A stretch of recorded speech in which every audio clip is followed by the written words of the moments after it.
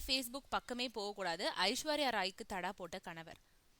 Twitter ஃபேஸ்புக்ல கணக்கு தொடங்கி ரசிகர்களோட டச்ல இருக்க விரும்பும் நடிகை ஐஸ்வர்யா ராய அவரோட கணவரும் நடிகருமான அபிஷேக் பச்சன் தடுக்கிறாராம். பாலிவுட் நட்சத்திரங்கள்ல பெரும்பாலானோர் ட்விட்டர் ஃபேஸ்புக் மூலம் ரசிகர்களோட டச்ல இருக்காங்க. இந்த நிலையில ட்விட்டர் ஃபேஸ்புக்ல கணக்கு தொடங்க நடிகை ஐஸ்வர்யா ராய் ஆசைப்படுறாங்க. ஐஸ்வர்யாவோட ஆசைக்கு முட்டுக்கட்டையா இருக்காராம் அவங்களோட கணவர் அபிஷேக் பச்சன்.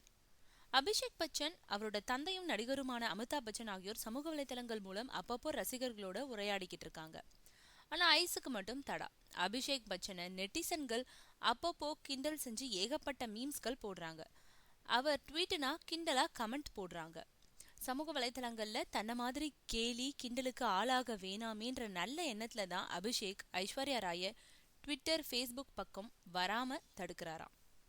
அபிஷேக் பச்சன் எப்பவுமே தன்னோட மனைவி ஐஸ்வர்யாவை பாதுகாக்கிறதுல அதிக அக்கறை காட்டிட்டு வரும் நிலையில அதனாலதான் அவங்கள சமூக வலைதளங்கள் பக்கம் வரவிடாம தடுக்கிறாராம்.